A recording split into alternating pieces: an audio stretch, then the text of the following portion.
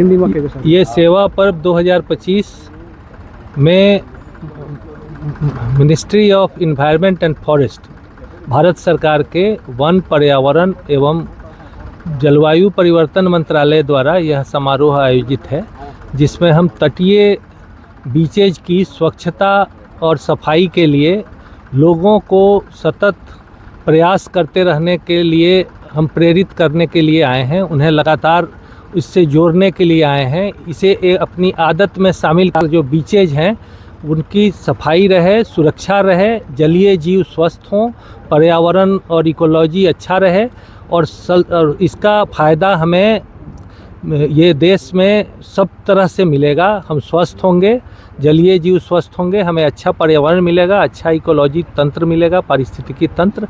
और इसी के साथ साथ हमने एक पेड़ माँ के नाम के तहत एक पेड़ भी लगाया है, जिसका माननीय प्रधानमंत्री जी के प्रेरणा से सारे जगह प्रचार प्रसार हो रहा है। कौन कौन आज उपस्थित रहे थे?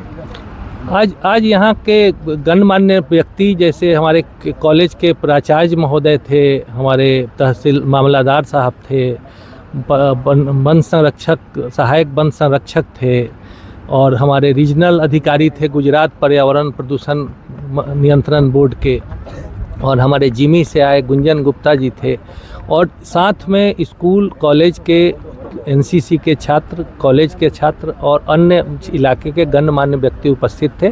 और सब हमारे साथ अभी इस कोस्टल क्लीनिंग एक्सरसाइज का हिस्सा होंगे, और हम अभी जा रहे हैं इसी पार्ट में सारी सफाई करने, और उसके बाद हम यहाँ से प्रस्थान करेंगे। लोगों के प्रति, अवेयरनेस के प्रति आप लोगों को क्या अपील करेंगे? बस लोगों से मेरा यही आग्रह होगा कि इसे अपनी आदत में शामिल करें, प्लास्टिक को नो कहें, किसी हालत में प्लास्टिक का इस्तेमाल सिंगल यूज का बंद करें, और दूसरे को भी इसकी प्रेरणा दें। स्वच्छ रहें, अपने स्वस्थ रहेंगे आप, और अगल बगल के लोगों को भी इसकी प्रेरणा दें कि जितनी सफाई से हम रहेंगे, जितना हम अगल बगल का वातावरण स्वच्छ रखेंगे, जल बचाएंगे, ऊर्जा बचाएंगे, मिशन लाइफ के तहत अपना हेल्दी लाइफ स्टाइल अपनाएंगे। आज सेवा पर्व 2025 17મી સપ્ટેમ્બર આપણા જે વડાપ્રધાન શ્રી નરેન્દ્ર મોદી એમનો જન્મદિવસથી માંડીને 2 ઓક્ટોબર એટલે ગાંધી બાપુની જયંતિ, એટલે આ પખવાડિયું છે, 15 દિવસનું આખું આયોજન છે। એમાં દેશભરમાં આપણે જનજાગૃતિના વિશેષ કાર્યક્રમો જેમ કે સ્વચ્છતા અભિયાન છે, બ્લડ ડોનેશન કેમ્પ છે,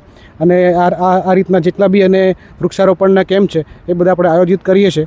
અને આ જે આયોજન છે એ ખાસ કરીને જે ભારત સરકારશ્રીના વન પર્યાવરણ મંત્રાલય દ્વારા કરવામાં આવ્યું છે, અને એમની હેઠળ આપણે જે કચ્છ તંત્ર છે, જીપીસીબી, ગુજરાત પર્યાવરણ પ્રબંધન સંસ્થાન ગાંધીનગર, વન વિભાગ અને જે મામલતદારશ્રીના અને મસ્કા ગ્રામ પંચાયતના સહયોગથી કરવામાં આવ્યું છે। તો આ દેશભરમાં કુલ 80 બીચોમાં આ અભિયાન ચલાવવામાં આવે છે, અને ફક્ત ગુજરાતમાં જ 10 બીચો ખાતે આજના દિવસે જ એટલે 20 સપ્ટેમ્બર જે આંતરરાષ્ટ્રીય દરિયાઈ સ્વચ્છતા દિવસ છે, અને તે અંગે ગુજરાતભરમાં 10 બીચોમાં આ અભિયાન ચાલશે। અને એમાં આપણા માટે ખૂબ જ ગર્વની વાત છે કે 10 બીચોમાં અને દેશભરના 80 બીચોમાં આ રાવલપીર બીચનો સમાવેશ થયો છે। સાહેબ, ખાસ કચ્છમાં ઘણા ઉદ્યોગો એવા છે જે પ્રદૂષણ ફેલાવે છે, એના માટે આપ શું કહેશો? જે પ્રદૂષણ, જે ઉદ્યોગો છે, બરાબર, હવે કેવું છે, આજનો જે દિવસ છે એ સ્વચ્છતા માટે છે, અને આ જે અભિયાન છે એ ફક્ત સ્કૂલના બાળકો કે કોલેજના બાળકો કે સરકારી તંત્ર એમના માટે નથી। આ જે અભિયાન છે એમાં બધાને જોડાવાનું છે, તો એમાં ઉદ્યોગો પણ સામેલ છે, અને ઉદ્યોગોને પણ આપણી અપીલ છે કે આ બાબતના અભિયાનમાં જોડાવે અને પ્રદૂષણ ફેલાવતા અટકાવે।